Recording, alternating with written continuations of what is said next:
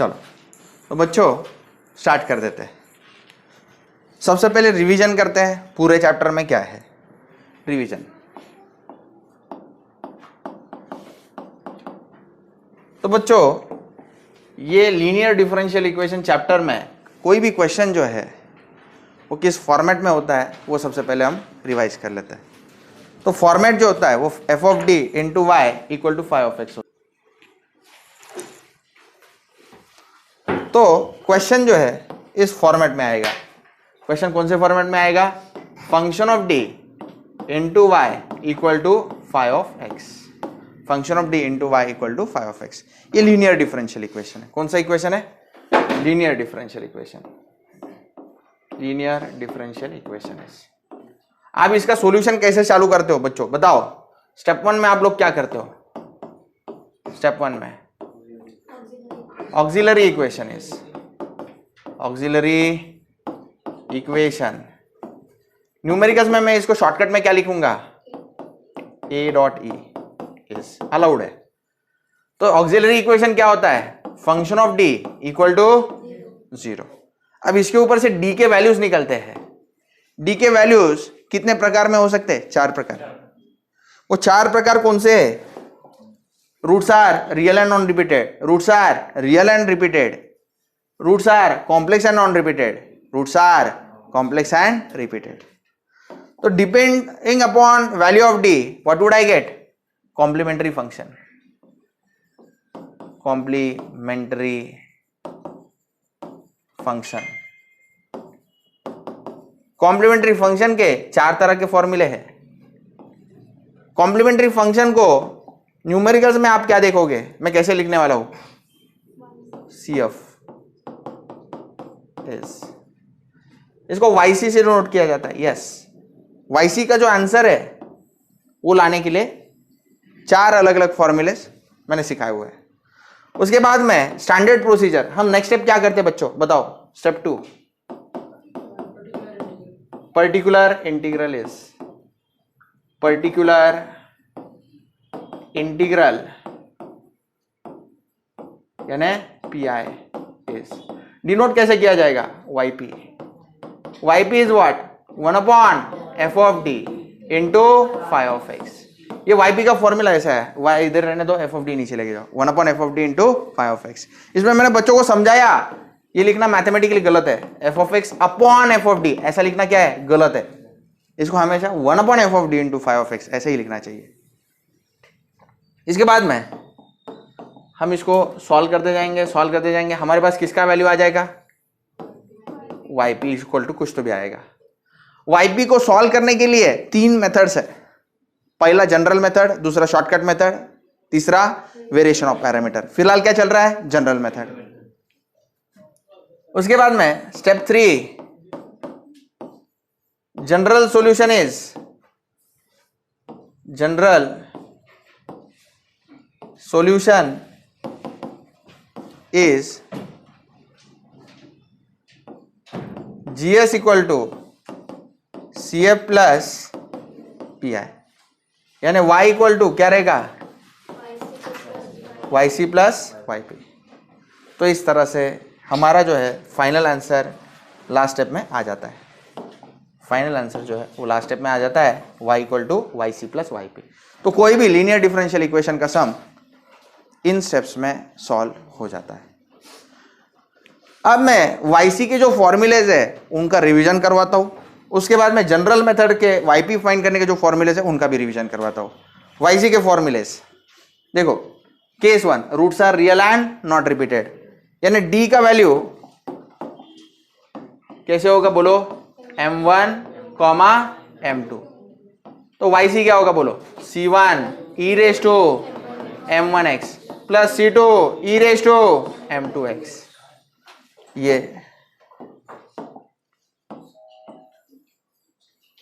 उसके बाद में बच्चों roots are real and repeated, यानी मान लो 2 रूट्स रिपीटेड है, D equal to M1 equal to M2। तो YC का फॉर्मूला कैसे आ जाएगा बोलो? C1x plus C2 e raise to M1x। Very good. मान लो 3 रूट्स रिपीटेड है, D equal to m1 equal to m2 equal to m3, yc क्या आ जाएगा बोलो, c1x square plus c2x plus c3 the whole bracket e raise to m1x. Very good. So let me box this up.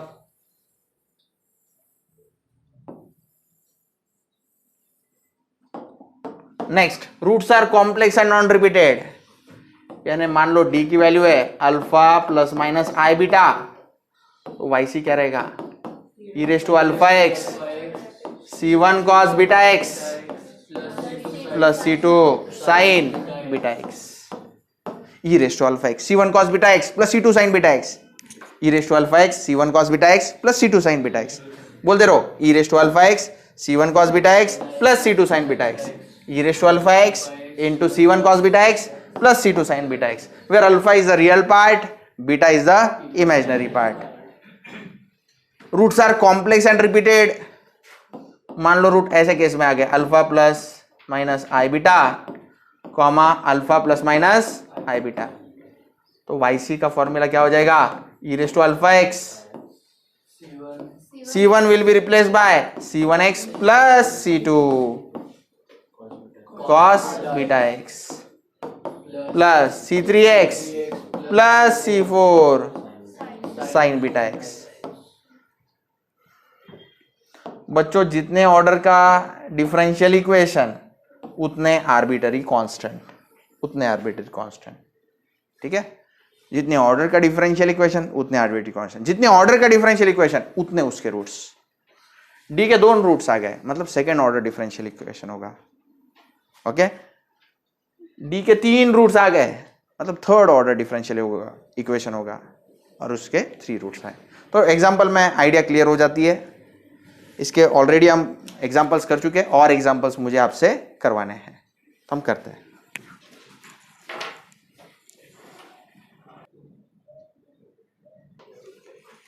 बच्चों general method के formulas, general method के formulas revise कर लेते हैं. जनरल मेथड बताइए, जनरल मेथड के formulas बताइए. 1/d plus m phi of x e raised to minus mx integration of e raised to mx phi of x dx. बच्चों क्या trick दी है इनको याद करने के लिए, ये प्लस m है तो इंटीग्रेशन के अंदर प्लस m. आपके घर वाले ही जानते हैं आप कैसे हो, मैं नहीं जानता, मैं बाहर वाला हूं, तो बाहर वालों के लिए आप एक्टिंग ही करोगे. देखो 1/d minus m phi of x क्या रहेगा, e raised to mx integration of e raised to minus mx phi of x dx. कुछ लोग phi of x की जगह पे f of x करके लर्न करते हैं, दैट्स ऑल्सो अलाउड. ओके, यहाँ पे माइनस m है, d माइनस m, तो इंटीग्रेशन के अंदर माइनस m है और बाहर प्लस m है. Next 1/d phi of x, इसको ट्रिक कैसे दिया है, डेरिवेटिव का उल्टा इंटीग्रेशन, तो integration of phi of x dx. तो इस तरह से ये जनरल मेथड के 3 फॉर्मूलेज है. आज हम इनके ऊपर न्यूमेरिकल्स करने वाले हैं. चलो काम चालू कर देते हैं. तो नेक्स्ट कंसेप्ट है बच्चा पार्शियल फ्रैक्शन. तो पार्शियल फ्रैक्शन हमें न्यूमेरिकल्स में बहुत बार लगता है, तो मैं पहले आपको रिवाइज करवा देता हूं कि आपने 11th 12th में या फिर डिप्लोमा के इसमें पार्शियल फ्रैक्शन कैसे सीखा था. तो बच्चों फॉर एग्जांपल मान लो 1/d प्लस 1, एग्जाम्पल मान लो 1/d प्लस 1 d माइनस 1 ऐसा है, 1/d प्लस 1 d माइनस 1 ऐसा है. पहले मैं 11th 12th की मेथड सिखाता हूँ, 11th 12th की मेथड या डिप्लोमा की मेथड, वो आम जिंदगी है. इसके बाद में मैं आपको मेंटोस जिंदगी सिखाऊंगा कि फास्ट कैसे सॉल्व करते हैं. आप जब डिप्लोमा में थे या 11th 12th में थे, पार्शियल फ्रैक्शन इस तरह से करते थे, ऊपर a ले लेंगे, नीचे क्या लिखेंगे d प्लस 1 प्लस बी ले लेंगे, नीचे क्या लेंगे, डी माइनस वन। किस किस को याद आ रहा है? यस। फिर आप क्या करते थे बेटा, देखो a into D minus one plus B into D plus one, और नीचे आ जाता था D plus one into D minus one. यहां पे लिखते थे 1 D plus one D minus one. उसके बाद में बहुत खुशी की लहर छा जाती थी, D minus one cancel, D plus one cancel, और ये डिड्यूस हो जाता था 1 equal to A into D minus one plus B into D plus one. याद आ रहा है आपको? ये आप जीवन में कर चुके हैं। इसके बाद में आपसे कहा गया था ए की ऐसी वैल्यू चूज करो, डी की ऐसी वैल्यू चूज करो कि ए का वैल्यू आ जाए, डी की ऐसी वैल्यू चूज करो कि ए का वैल्यू आ जाए, और नेक्स्ट इसमें डी की ऐसी वैल्यू चूज करो कि बी का वैल्यू आ जाए। फिर से एक बार, डी की ऐसी वैल्यू चूज करो कि ए का आंसर आ जाए, फिर बाद में डी की ऐसी वैल्यू चूज करो कि बी का आंसर आ जाए। डी की ऐसी वैल्यू चूज करनी ताकि ए आ जाए, तो बी को एलिमिनेट करना पड़ेगा, बी को एलिमिनेट करना पड़ेगा। बी कैसे एलिमिनेट होगा? उसका जो कोएफिशिएंट है वो 0 आना चाहिए। बी का कोएफिशिएंट कैसे 0 आएगा? डी की वैल्यू क्या डालनी पड़ेगी? -1। -1 + 1 क्या होता है? 0। तो डी की वैल्यू पहले बार क्या लो? -1। तो ये क्या हो गया? देखो 1 equal to A into D की जगह पे क्या डाला? -1 प्लस बी इंटू बोलो -1 + 1 0। सही बेट? 0 इंटू बी 0 हो गया, -1 -2a इक्वल टू 1। ए का वैल्यू क्या आ गया? -1/2। समझ रहे हो?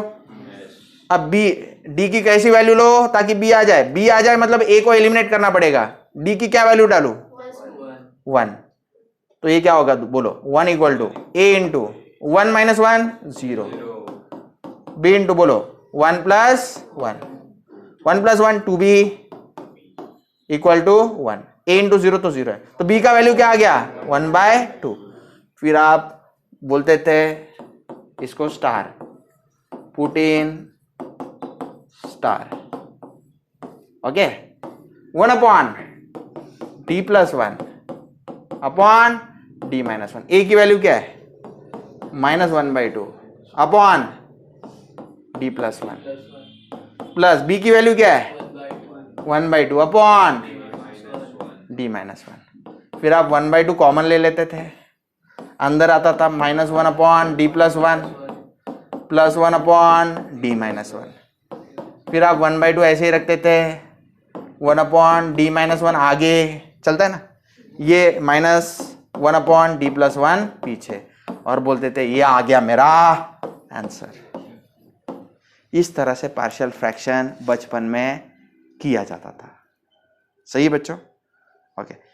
लेकिन आप जिस उम्र में हो उसमें ऐसे अगर पार्शियल फ्रैक्शन करो तो आपकी वाट लग जाएगी, क्योंकि एलडीए के 3 सम आपको लगभग आधे घंटे में निपटाने पड़ते हैं। यानी हर सम कितने मिनट में? 10 मिनट में। वो 10 मिनट में आपको ये देखो auxiliary equation, roots, complementary function, फिर वाईपी, जीएस, और वाईपी में एक छोटा सा स्टेप है वो पार्शियल फ्रैक्शन। तो उस स्टेप में इतना खर्चा, इतना वक्त का बर्बादी अलाउड नहीं, जमेगा नहीं, आपके सम्स कंप्लीट नहीं होंगे। तो ये पार्शियल फ्रैक्शन का डायरेक्ट आंसर लाने के लिए मैं आपको ट्रिक सिखाता हूं। ये कौन सी मेथड थी पार्शियल फ्रैक्शन करने की? आम जिंदगी। अब मैं आपको सिखाऊंगा मेंटोस जिंदगी। ठीक है? अब पार्शियल फ्रैक्शन का आंसर सही है या गलत है ये कैसे समझेगा? वो अगर किसी को आ गया तो मेंटोस जिंदगी आराम से समझेगी। देखो ये जो है ये इक्वल टू ये टर्म है, ये कैसे समझेगा? इसको सॉल्व करके देखो ना। देखो d + 1 × 1 बोलो क्या रहेगा? d + 1, d + 1 × -1 बोलो minus into D minus D, minus into -1 + 1। नीचे कौन है बेटा? d - 1 × d + 1। ये कौन है? 1/2, dd कैंसल, 1 + 1 2। तो ऊपर का 2 और नीचे का 2 फिर से क्या हो गया? कैंसल। ऊपर क्या रह गया? 1। Is it equal now? 1 upon, अच्छा मैटर करता है मल्टीप्लीकेशन? नहीं। 2 × 3 सेम एज 3 × 2। तो d + 1 × d - 1 is same as d - 1 × d+1। तो इसका आंसर क्या है बेटा, देखना, इज इट सेम? किस किस को समझा? ये दोनों क्या है? सेम। तो ये जो लॉजिक है इसका यूज करके मैंने एक ट्रिक बनाई है, वो ट्रिक मैं आपको सिखाऊंगा और उससे हम पार्शियल फ्रैक्शन करेंगे। तो ट्रिक ध्यान से सुनो। अब मैं पार्शियल फ्रैक्शन सेकेंड्स में कैसे सॉल्व करते हैं, एकदम सेकेंड्स में, एकदम लाइटनिंग फास्ट स्पीड में कैसे करते हैं वो सिखाता हूं। पार्शियल फ्रैक्शन कुछ एग्जांपल्स देके। By which method? मेंटोस जिंदगी, मेंटोस।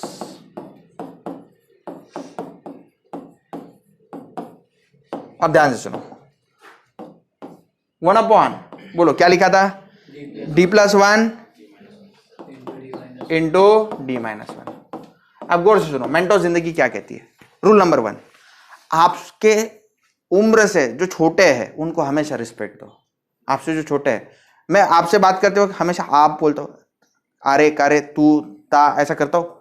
सिर्फ हमेशा आपको क्या बोलता हूँ? आपको मैं रिस्पेक्ट देता हूँ। मैं भले ही आपसे उम्र में बड़ा हूं, मैं आपको क्या देता हूँ? रिस्पेक्ट। तो आप भी वैसा करो।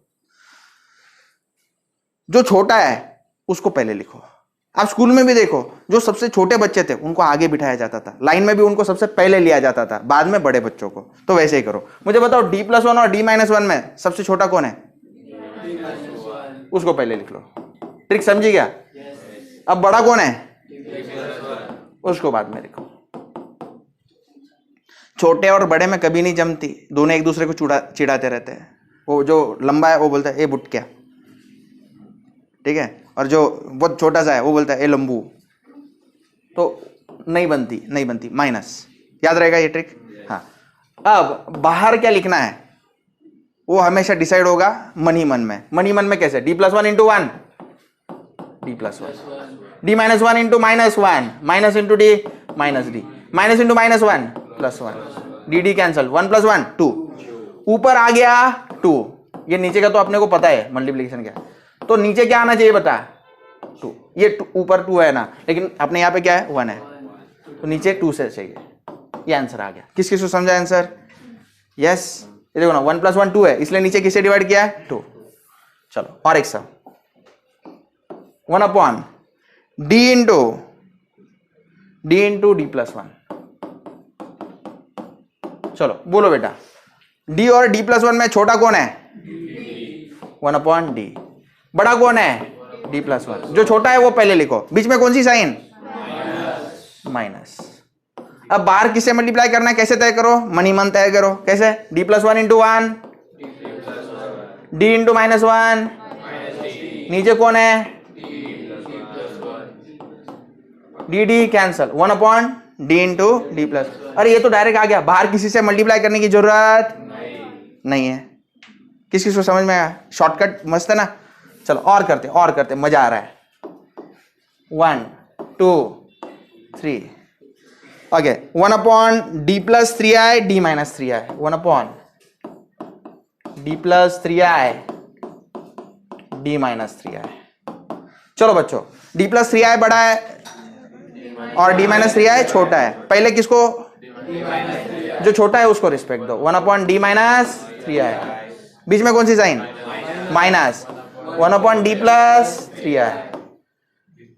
ओके, बाहर किससे मल्टीप्लाई डिवाइड करना है, कैसे तय करेंगे? मनी मन। देखो d+3i into 1 d+3i, d - 3i into -1 1 into -d minus into -3i plus 3i। नीचे आप जानते हैं ब्रैकेट में क्या है, ये दोनों टर्म्स ही है ना। हाँ, dd cancel, 3i plus 3i 6i। यानी बाहर किससे किस किस को 100% समझाइए? समझा? ये मेथड अच्छी है या प्रीवियस वाली है? यही मेथड मेंटोस जिंदगी सबसे भारी है। ये इरेज कर दूं या रहने दूं? चलो रहने देता हूं। लेकिन ये चीजें मन ही मन हो सकती है, प्रैक्टिस के साथ हो सकती है। Fourth, 1/d+3 into d+2, 1/d+3 into d+2। बोलो बच्चों कैसे करें? सबसे पहले कौन सा लिखो? 1/d+2। बीच में कौन सी साइन?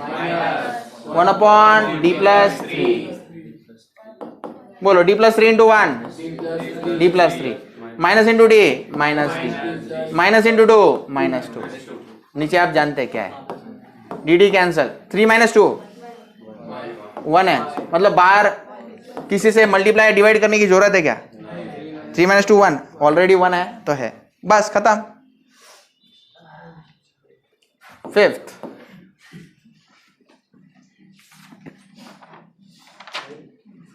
1 2 3 4 5 ओके चलो एक d + i d - i how do I do it बोलो पहले क्या लिखो 1/d - i इधर -1/d + i कोई बताएगा ओरली इधर क्या करना चाहिए चलो करके देखो d + i into 1 d + i minus into D minus D minus into minus i plus i D D cancel i + i 2i तो 2i अगर ऊपर है नीचे किसे का चाहिए 2i किसी को समझ में आ रहे है यस ये नीचे का पार्ट नहीं लिखना चाहिए वो मैंने आपको ऐसे सिखाने के लिए किया था चलो हो गया तो ये कर लीजिए हम न्यूमेरिकल्स करते हैं।